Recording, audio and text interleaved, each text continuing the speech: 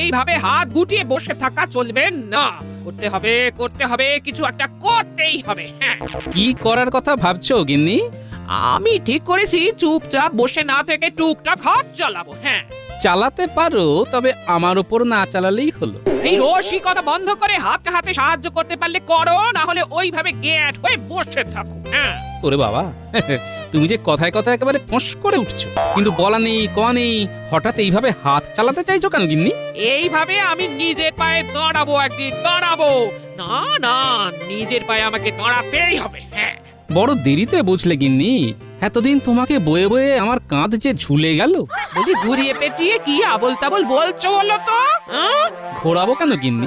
এই তো সোজাসুজি বলছি। তাহলে এবার বুঝতে পারছো তো আমার কষ্টটা? যতদিন তুমি নিজের পায়ে দাঁড়াওনি, ততদিন তোমার ভার বহন করেছি আমি।